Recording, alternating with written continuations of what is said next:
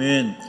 자, 우리 주님의 이름으로 여러분 모두를 환영합니다. 우리 옆 사람에게 축복하겠습니다. 환영합니다. 축복합니다.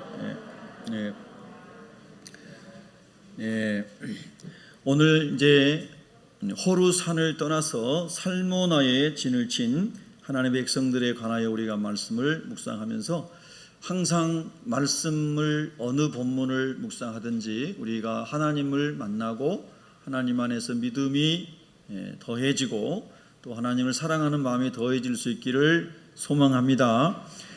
자, 이제 이스라엘 백성들이 광야를 지나가면서 살모나에 이르렀는데 이 살모나는 34번째로 진을 친 장소입니다. 우리가 예수 그리스도 안에서 구원을 얻은 다음에 천국으로 가는 이 광야 교회를 지나가면서 우리의 신앙의 나름대로 전환점이 되었던 또 기억할 만한 어떤 이런 은혜든지 실패 좌절이든지 이런 경험들이 있을 수 있을 것 같아요.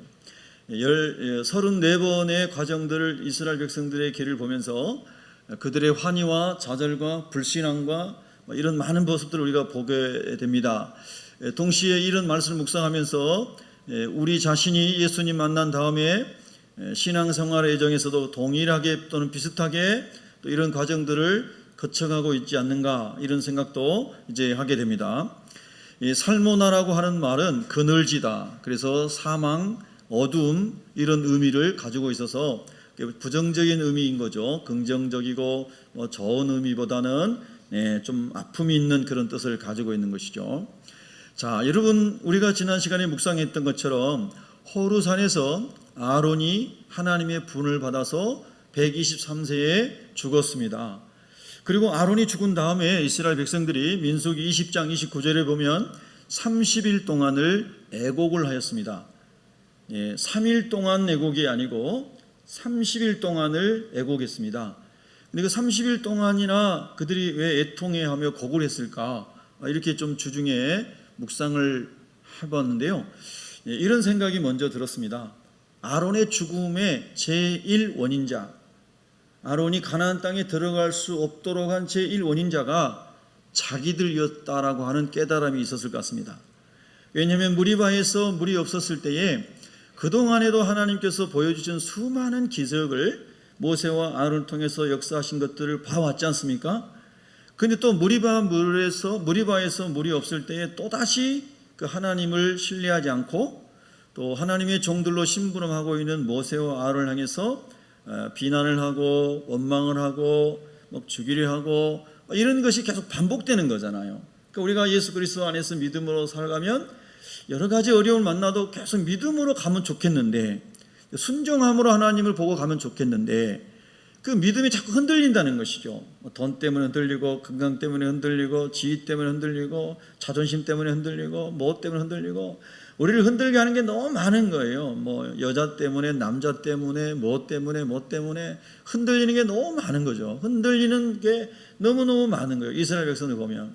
그런데 이 이제 상황 속에서 그들이 우리가 저렇게 아론을 원망하고 막 분노하고 아론에게 저렇게 대들고 그렇지 않았다면 아론이 저렇게 분노하면서 반석을 치게 되는 모세가 반석을 칠 때 아론이 함께 한 것으로 성경이 기록하고 있잖아요.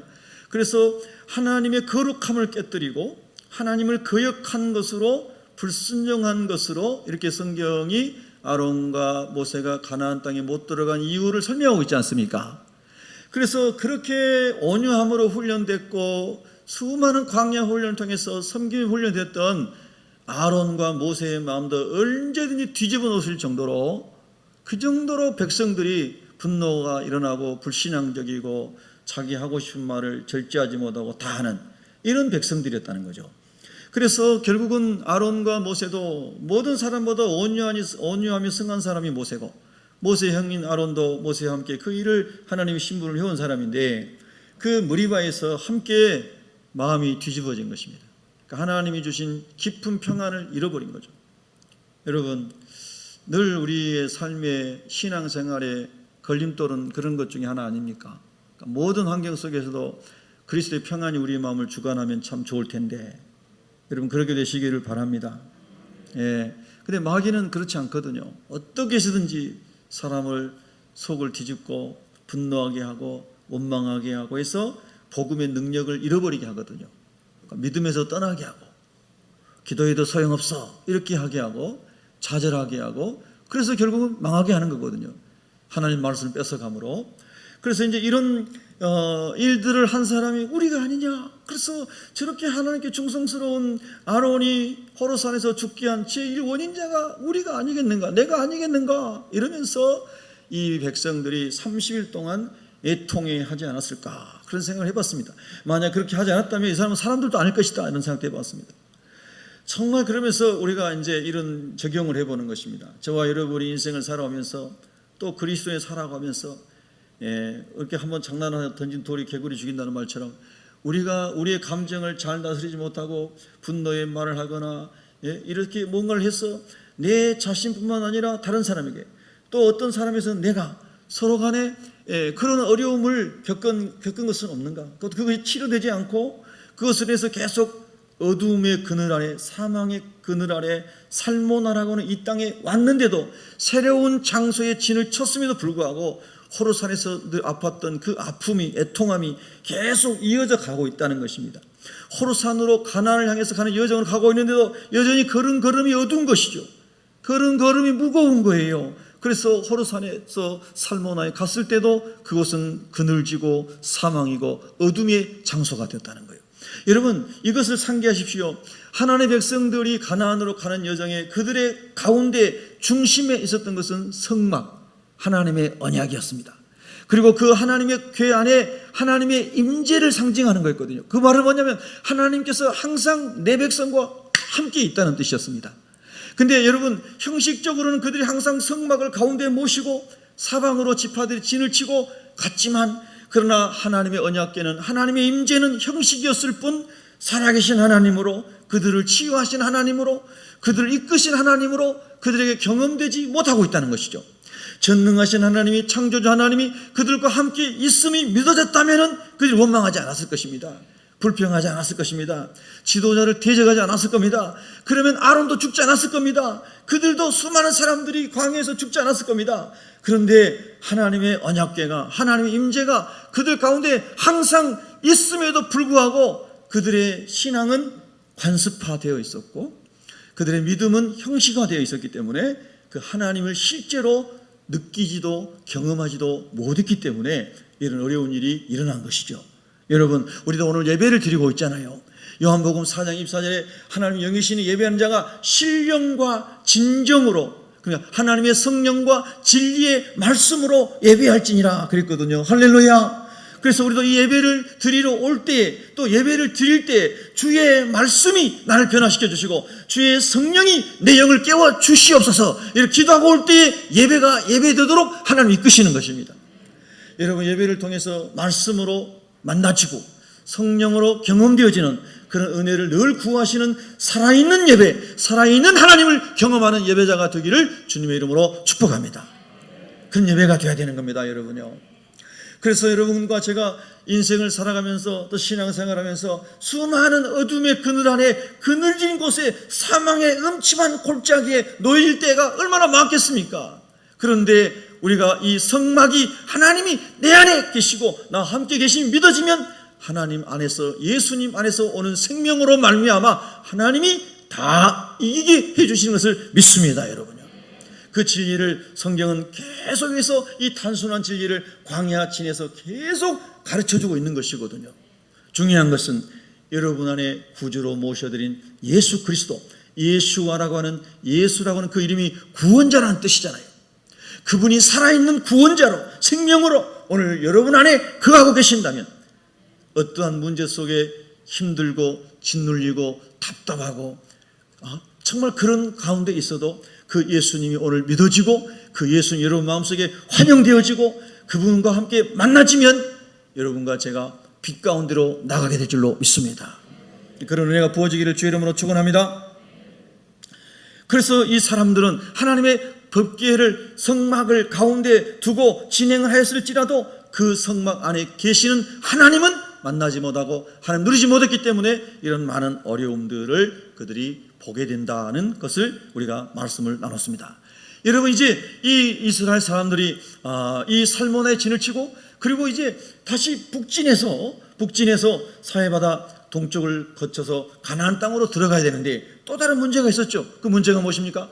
에돔이라고 하는 나라가 있었는데 모세가 우리가 이 에돔 땅에 있는 왕의 도로, 에돔과 모압과 암몬과 저 위쪽으로 해서 레바논으로 저 시리아로 저 유프라 저 이제 바벨론 지역으로 말하자면 그쪽으로 쭉 가서 그 남쪽으로 하면 애굽으로 이어지는 왕의 대로가 있었습니다. 무역로인 것이죠.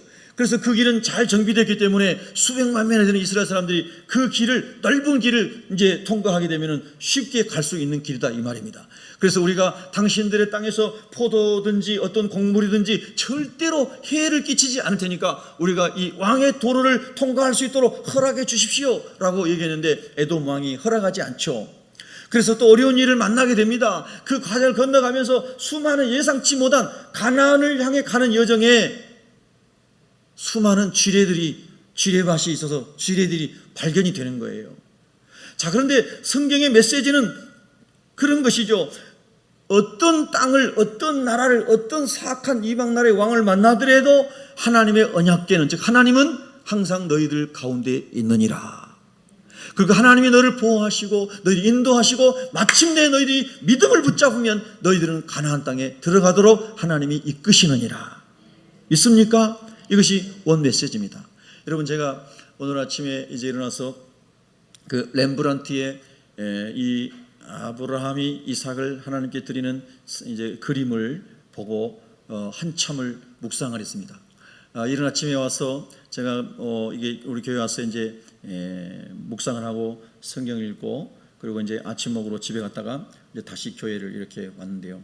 그래서 렘브란트의 아브라함의 이삭을 드리는 그림을 보면요, 이제 아브라함 믿음이 정말 얼마나 놀라운지 많은 생각을 하게 돼요. 또 그림을 아주 참 마음에 다가오게 그렸기 때문에 이제 아브라함이 제단을 쌓아놓고 자기 이삭을 아들을 잡아서 이렇게 눕혀놓고 왼손으로는 목을 이렇게 이삭의 목을 이렇게 젖히는 거죠. 그러니까 정말 뽀얀 이삭의 이 목살이 다 드러나는 것입니다.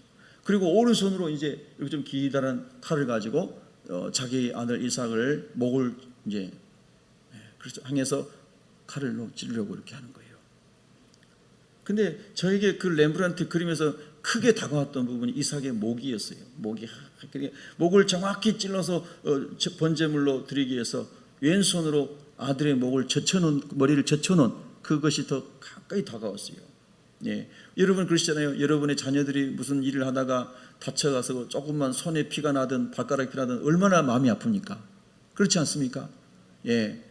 그런데 그 아들을 100세에 낳은 아들을 하나님 말씀에 순종해서 온전한 믿음으로 이렇게 번제 제물로 드리려고 그러는 거예요.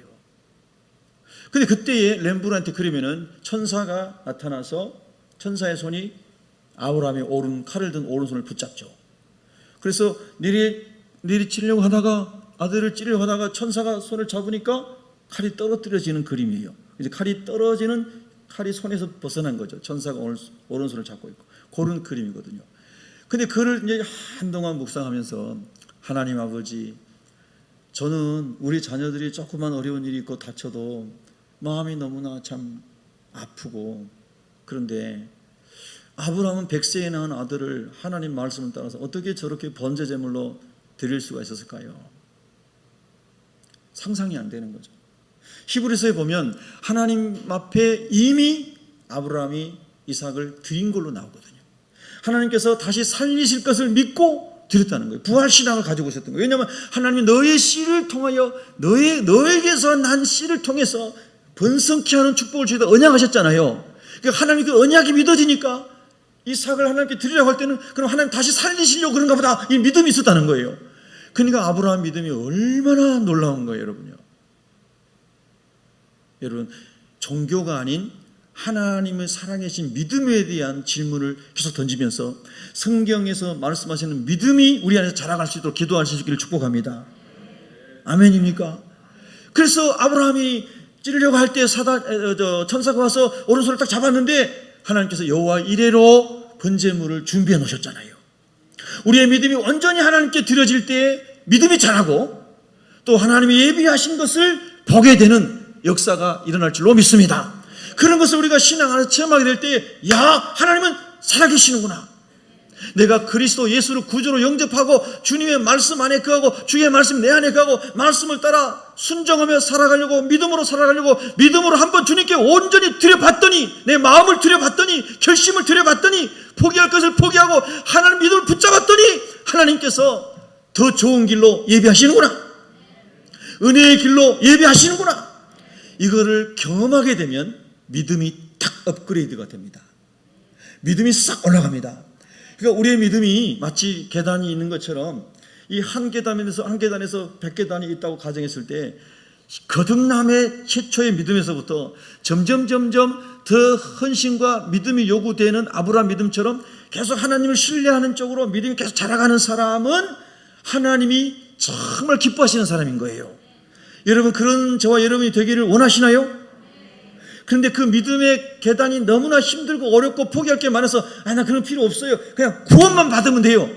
이러고 그냥 편안하게 그렇게 살다가 죽기 전에 마지막에 또 한번 예수님 나를 불쌍히 여겨주세요. 그러고 죽고 싶습니까? 아니면 하나님 안에서 믿음이 점점 말씀을 따라 살아가면서 믿음이 자라서 주님을 위해서 멋지게 쓰임 받다가 주님 앞에 가고 싶습니까? 후자이면 아멘. 여러분 그런 사람 되기를 소원하십니까? 그래서 아브라함이 이삭을 번제물로 바치는 그 렘브란트의 그림을 보면 그 그림 속에서 엄청난 메시지가 있어요. 참 막 마음이 떨리기도 하고 두려운 마음이 들기도 하고 내 믿음을 테스트해보는 그런 마음이 들기도 하고 그렇습니다. 그래서 한동안 그림을 보며 생각을 했습니다. 오늘 성경 말씀 속에서 우리가 이스라엘 백성들이 하나님의 언약을 따라서 너희 조상 아브라함에게 네 백성들에게 후손들에게 가나안 땅을 유업으로 주겠다고 약속했느니라. 그러므로 그 약속은 이루어지느니라. 애굽 땅에서 430년 살다가 민족을 이루어 내가 그들을 이끌어내서 너에게 언약한 땅으로 데리고 오겠노라. 할렐루야. 그 약속이 지금 이루어져 가고 있는 것이죠. 그래서 그의 후손들은 아브라함에게 허락하셨고 아브라함의 친구라고까지 말씀하신 하나님의 말씀을 따라서 지금 가나안을 향해서 가고 있는 것이거든요. 그래서 그들에게도 그런 믿음이 필요했어요. 많은 역경과 어둠의 그런 이제 사망의 음침한 골짜기를 만날 수 있지만 그럼에도 불구하고 그들 가운데 하나님이 계신 것을 믿고 언약을 붙잡으면 하나님이 그 땅으로 인도해 주신다고 하는 믿음이 있어야 했다는 거예요. 오늘 저와 여러분이 예수님을 다 그리스도로 모셔드린 줄로 믿습니다. 그러면 예수님이 내 안에 여러분과 제가 예수님 말씀 안에 성령이 우리 안에 거하시면 예수님 안에서 예비된 천국을 향해 갈 때 우리 주님께서 항상 저와 여러분 안에 계셔서 우리 안에 성전인 우리 마음의 성전에 계셔서 주님 안에 우리가 있으면 우리를 마침내 천국까지 인도하실 것을 믿으시기를 바랍니다.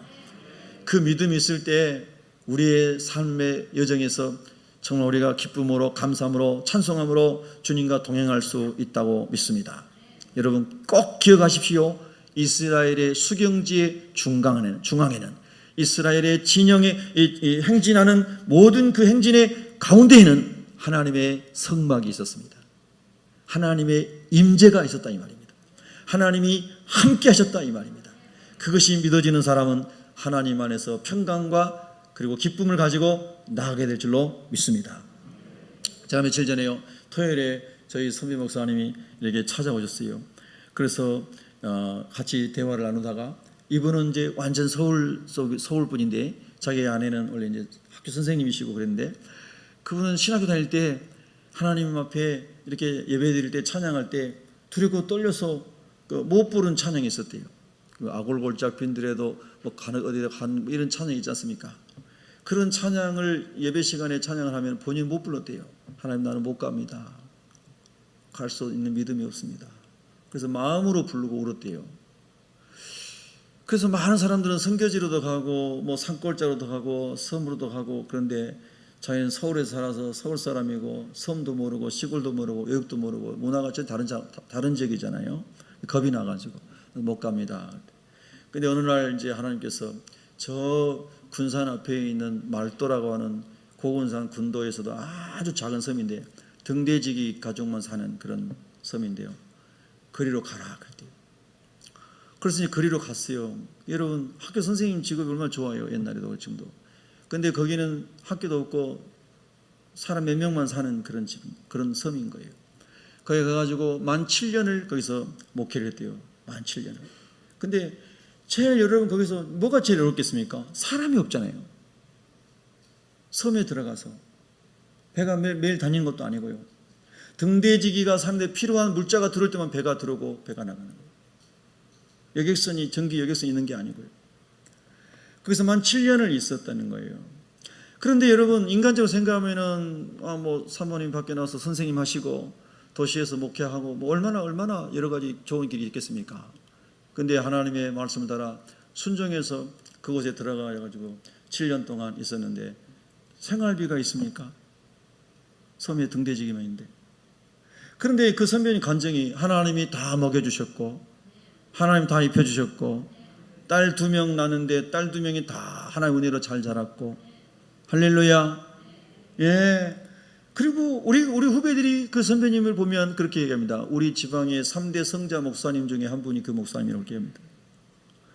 그래서 제가 그 오셨을 때 아이고 우리 선배님 선배 목사님 오셨으면 제가 이렇게 인사를 했습니다. 그러니까 그렇게 부르지 말아요. 예. 그래서 진짜로 우리 후배들이 다 그분을 성자 목사님이라고 그렇게 인정을 합니다. 그렇게 온유하고 사랑스럽고 말이 겸손하고 정말 그래요. 그런데 그런 영성이 어디서 생겼을까? 그게 하나님 말씀 따라 그 등대지기하고 7년 동안 섬에서 목회하면서 생긴 거예요. 제가 생각할 때는. 예. 오직 하나님만 바라보고 몇 명 되지 않는 이 섬의 이 사람들을 위해서 거기서 그렇게 7년간 섬긴다고 하는 것은 은혜 아니면 안 되는 거 아니겠습니까? 여러분 저도 섬 사람인데 우리 섬은 그렇게 작은 섬이 아니고요. 제가 시골 살 때 우리 섬은 2만 명 이상 살았어요. 초등학교가 4개, 분교가 2개였어요. 중학교가 하나 있고요. 지금 고등학교도 있어요. 근데 제가요 대학원 다니는데 그 선배님 다음으로 거기서 목회했던 선배님이 제 대학원 선배이셨는데 제가 섬 출신인 줄 알고 저한테 와가지고 자기가 이제 그 섬에서 목회하고 저 미국으로 유학을 가야 되는데 제가 섬 출신인 줄 알고 저보다 그 섬에 가서 자기 후임으로 목회했으면 좋겠다는 거예요. 제 대학원 다닐 때요. 그래서 제가 선배님 저 뭐 THM 논문 쓰려면은 도서관에도 자주 들러야 되고 자료도 뭐 이렇게 실제로 그래요. 그런 거 해야 되는데 섬에 가기 어려울 것 같아요. 그래서 제가 안 갔거든요. 못 가기도 하고 안 가기도 한 거예요. 어떻게 보면. 그런데 그분들은 섬과 관계없는 사람들인데 섬에 들어가서 7년 동안을 생활한 거예요.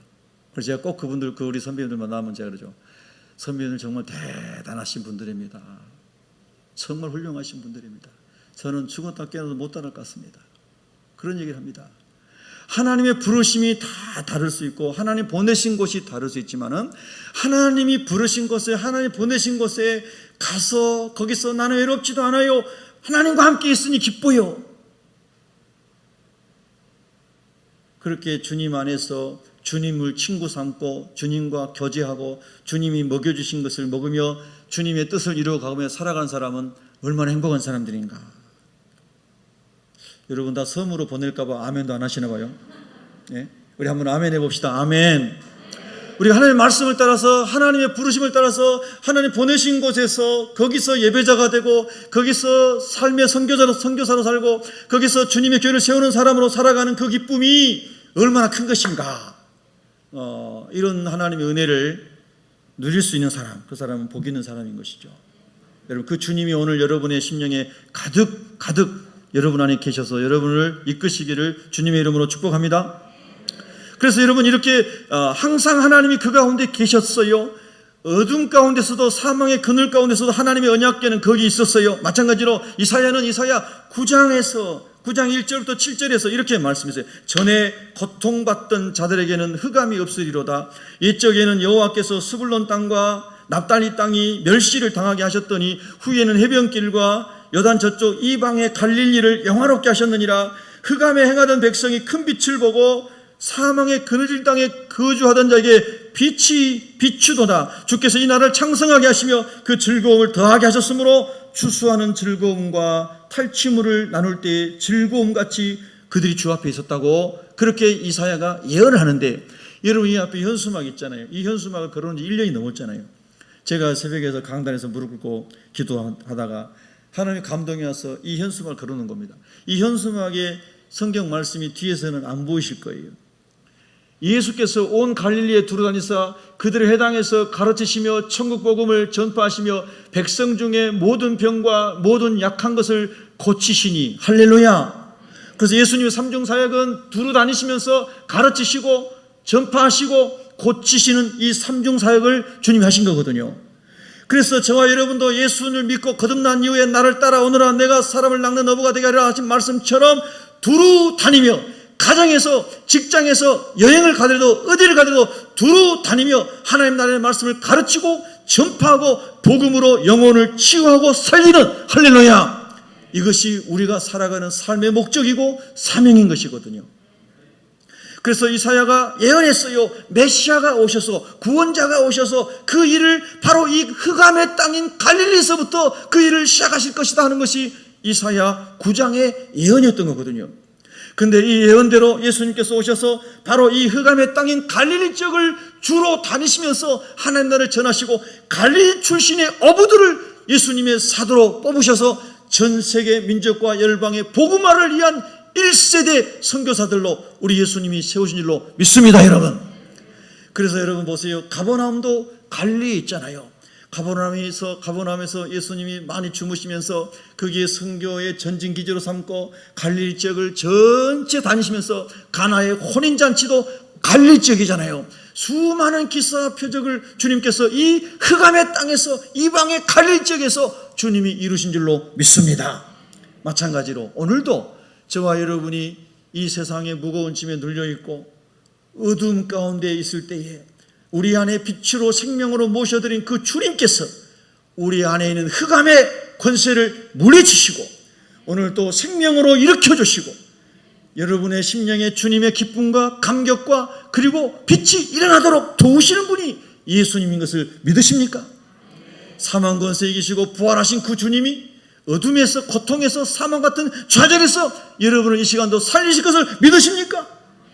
가난의 저주에서, 실패의 저주에서, 여러분 망한 저주에서, 질병의 저주에서, 어떤 묶임에서든지 예수 그리스도 그분이 구원자이신 그분이 살리실 것을 믿으십니까? 이 믿음이 일어나야 되는 것입니다. 여러분 저는 아침마다 이렇게 꼭 기도하기를 원합니다. 하나님 아버지, 막달라 마리아가 예수님이 무덤에 묻힌 놓인 이후에 주일날 새벽 미명에 일찍 가서 그 여인이 여러분 예수님께 향유를 발라드리기 위해서 부어드리기 위해서 무덤에 찾아갔다가 부활하신 주님을 만났습니다. 그 부활하신 주님께서 내가 가서 빨리 가서 마리아야 나의 제자들에게 내가 말씀한 대로 살아났다고 전해라.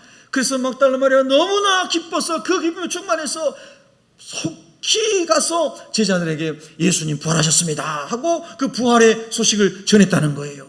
여러분 부활주일에만 저와 여러분이 이런 말씀을 묵상하는 게 아니고요.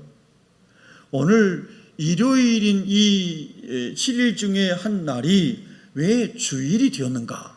주의 날이 되었는가? 로드스데이가 되었는가? 예수님이 사망을 이기고 사단의 권세를 이기고 죽음을 이기고 부활하심으로 생명의 주인으로 부활하시고 승리하시고 모든 것을 통치하신 것을 하나님이라는 것을 증명하신 그날, 할렐루야. 그래서 모든 것의 주인이 예수님으로 확인된 그날, 그래서 사도들이 이 주일에 모여서 예수님 부활하신 이 주일에 모여서 예수님을 예배하고 그리고 성찬을 하며 하나님의 비전을 가지고 복음을 전하고 하나님 나라에서 살아간 줄로 믿습니다. 그러니 저와 여러분이 매일 아침마다 하나님 앞에 나오는 이 주일은 기대가 돼야 돼요. 막달라 마리아의 심정으로 주님 앞에 와야 돼요. 기도하고 준비하고 와야 돼요. 그리고 하나님 말씀이 내 안에 부어지도록 사모하는 마음으로 오셔야 돼요. 그래서 하나님 말씀이 여러분의 영혼을 흔들 수 있기를 주님의 이름으로 축복합니다. 저희 교회에 혼자서 어려운 문제를 하나님에 놓고 작정 기도하고 있는 성도님 계시는데 오늘도 주일 새벽이지만 아침에 오셔서 새벽부터 교회에서 기도하고 계셨어요. 제가 새벽에 일어나서 교회 와서 하는 말씀 보고 예레미야서를 이제 예레미야 1장, 예레미야가 1장부터 제가 말씀을 읽기 위해서 예레미야서를 읽는데, 예레미야서를 읽는데 얼마나 마음이 이렇게 말씀이 다가오는지 모르겠어요. 그래서 오랫동안 말씀 앞에 있었는데 예레미야 1장을 넘어가지 못했어요. 예레미야 1장 1절부터 마음이 막 부딪히면서 1절을 못 넘어가겠다는 거예요. 그래서 예레미야 1장 1절에 보면 뭐라고 되냐면, 슬프다 이 성이여, 전에는 사람들이 많더니 이제는 어찌 그리 적막하게 앉았는고, 전에는 열국 중에 크던 자가 이제는 과부같이 되었고, 전에는 열방 중에 공주였던 자가 이제는 강제 노동을 하는 자가 되었도다. BC 586년에 예루살렘이 바벨론의 느부갓네살 왕에 의해서 무너지고,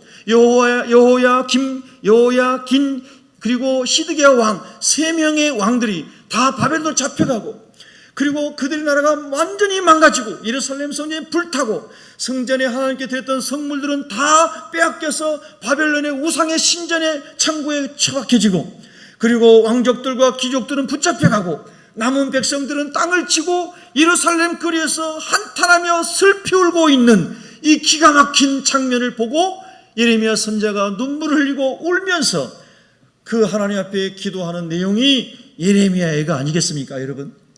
그런데 여러분, 이 말씀 속에 보면 그전에는 그렇게 사람이 많았던 예루살렘이, 절기를 지키기 위하여 수많은 사람이 사방에서 몰려왔던 이 예루살렘이, 축제와 기쁨과 춤춤과 환희로 가득 찼던 이 예루살렘이 이제는 사람들이 다 잡혀가고 죽임을 당하고, 그리고 적막한 예루살렘이 되었고 적막한 거리가 되었고, 그리고 이 땅에는 슬픔만 가득합니다. 이런 말을 지금 예레미야 선지자가 하고 있는 거예요. 여러분, 예수님께서 신약의 7 교회 중에 라오디게아 교회를 통해서 주님 말씀하실 때, 라오디게아 성도들은 스스로 우리는 부유하다고, 우리는 먹을 것도 많고 세상적으로 편안하고 우리는 종교생활 잘하고 있다고 그렇게 스스로 자처했지만, 하나님의 영이 없고 하나님의 비전을 잃어버리고 성령을 소멸해버린 라오디게아 교회를 향해서 예수님은 소경된 자라고 벌거벗은 자라고 말씀하시면서 안약을 사서 눈에 바르라, 우리 주님이 그렇게 말씀하시잖아요. 여러분, 우리 자신이 하나님 말씀을 들을 때 내가 예수님을 주님으로 모셨음에도 불구하고 내 안에 계신 하나님이 살아계신 하나님이 아니어서 삶의 문제를 만났을 때마다 다 사망의 어둠 가운데 있는 것처럼 우울하고 얼굴이 어둡고 입에서 나오는 말마다 소망이 없는 말만 하고 좌절감에 여러분이 눌려 있다면, 여러분, 오늘 예레미야의 슬픔이 우리의 슬픔일 수도 있다는 거예요. 오늘 주님께서 살아계신 하나님이 내 안에 모셔진 이 믿음이 일어나게 하심으로 말미암아 사망의 그늘에서 해방되기를 예수 이름으로 축원합니다. 어둠이 물러가기를 축원합니다. 여러분 얼굴에 그늘이 다 벗겨지기를 축원합니다. 금요일 저녁에 우리 백영모 선교사님이 오셔서 간증하셨잖아요. 여러분 영상으로도 보셨지요? 교회 못 오신 분들은 정말로 너무너무 2번, 3번 들어도 너무너무 아까운 말씀이에요. 정말 말도 못하는, 설명할 수 없는 고통스러운 감옥에서 정말 사람들이 내 앞에서 죽어나가고 피부병으로 그것을 막 퍼내고 고르는 데를, 여러분 그런 지경 속에서 앉을 수 없는 4.5평 정도밖에 안 되는 그 평수에서 87명이 갇혀있는 감옥, 여러분 상상을 해보십시오. 제가 아침에 이렇게 이제 묵상하다가 눈이 또 침침하니까 계속 보고 있으면, 책을 보고 있으면 눈이 침침하잖아요. 그래서 동네 한 바퀴를 도는데 어느 개인지 개가 꽤나 큰 놈인가 봐요. 그래서 똥을 엄청 많이 싸놨어요. 우리 교회 옆에 길에다요. 근데 그 주인이 개똥도 안 치고 그냥 지나갔더라고. 개똥이 그냥 소똥 비슷하게 많아요. 제가 갔다가 이렇게 갔다가 치웠어요. 치웠는데 냄새가 얼마나 나는지 말이에요. 밑에 거는 부들부들하잖아요. 겉은 껍데기는 햇볕에 딱딱해져서 냄새 안 나는데 밀어가지고 옮기니까 밑에서 냄새가 엄청나게 나는 거예요. 제가 우리 교회 화장실에서 손을 막 몇 번을 닦았습니다. 그러면서 야, 세상에 개가 좋아서 끌고 다니는 건 좋은데 개똥도 안 치고 저렇게 사람 다니는 큰 길에다가 그렇게 갔구나. 그래서 제가 개똥을 치우면서 참 그것도 하나님 은혜다 생각하면서 치웠습니다. 근데 여러분이 웃는 바람에 무슨 얘기하는지 잊어버렸습니다. 지금 돌아가겠습니다. 그래서 이제 그렇게 참 하나님 안에서 그 얘기 하려고 했어요. 그 감옥에서 화장실도 제대로 안 갖춰져 있고 사람들 막 썩어가지고 고름이 나온 걸 퍼내고 있고, 그러면 자기 앞에서 3명이 그런 걸 주고 나가고, 그곳에서 앉을 수도 없는 곳에서 그곳에서 갇혀 있었다 이 말이에요. 죄도 짓지 않고 억울하게 사탄이 친 덫에 걸려가지고, 예? 어떤 악한 무리가 선교사님 저기다가 있는 데다가 총 갖다 놓고 수리탄 갖다 놓고, 이 선교사가 총기 소유자, 수리탄 소유자라고 허위 고발을 하고 다 이렇게 덫을 놔가지고, 그래서 3년 이상을 고생을 했습니다. 그리고 여러분 기도와 하나님 도우심으로 석방이 2달 전에가 석방이 돼서 무죄 판결이 나서 한국에 들어온 지 2달 됐습니다. 근데 그분이 간증하신데요, 저는 그 내막을 알고 있기 때문에 정말 아주 마음이 다가오더라고요. 근데 그분이 그러시잖아요. 주변에 힘 있는 사람, 우리나라에 뭐 또 힘 있는 사람, 대통령 주변의 사람, 이런 사람 동원해가지고 빼냅시다. 막 사람들이 그렇게 많이 있는데, 자기는 돈도 막 이렇게 쓰면 필리핀은 돈이면 다 통한다 그랬는데, 나는 오직 하나님의 방법으로 하나님이 감동하신 대로 나가기를 원합니다. 결국은 그렇게 결심을 하고, 할렐루야. 그래서 하나님께서 하나님의 방법으로 풀어주셨습니다. 아멘, 할렐루야. 그러면서 그분도 간증하는 게 뭐였습니까? 울면서 간증하시는 게 하나님이 살아계십니다. 믿는 자에게 역사하십니다. 하나님의 방법대로 나가는 자에게 하나님의 방법으로 풀어주십니다. 그 간증하신 거잖아요. 할렐루야. 여러분, 하나님은 지금이나 다윗 시대나 광야를 지나가는 이스라엘 백성 시대나 동일하신 하나님 것을 믿으시기를 바랍니다, 여러분요. 그래서 여러분, 이 하나님이 동일하신 하나님인데 이 사회를 통해서 그 메시아가 오실 것을 말씀하셨고, 그 메시아신 예수님이 오셔서 요한복음 10장에 보면 나는 선한 목자라, 선한 목자는 양들을 위하여 목숨을 버린다 그랬습니다. 여러분을 위해서 목숨을 버려주신 분이 예수님인 것을 믿으십니까? 근데 그분이 지금도 아버지 우편에서 저와 여러분을 위해서 중보하시고 계신다는 겁니다. 그리고 약속하신 성령을 보내서 성령께서 우리 안에서 우리를 위해 기도하고 계신다 이 말입니다. 여러분, 이 믿음이, 이 하나님 말씀이 믿어질 때에 우리의 속에서 솟구치는 기쁨이 솟아오르는 것이죠. 소망이 솟아오르는 것이죠. 하나님의 열심이 솟아오르는 겁니다. 여러분, 그런 은혜가 부어지기를 축복합니다. 축복합니다.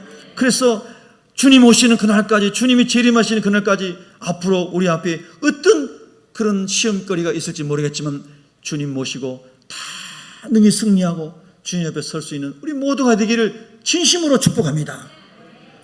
제가 개인을 이렇게 하나님 말씀으로 하나님 살리는 삶을 살도록 도와주세요. 매 주간 제가 누구를 만나든지 살리는 삶을 살고 싶습니다. 복음으로 그렇게 기도하거든요.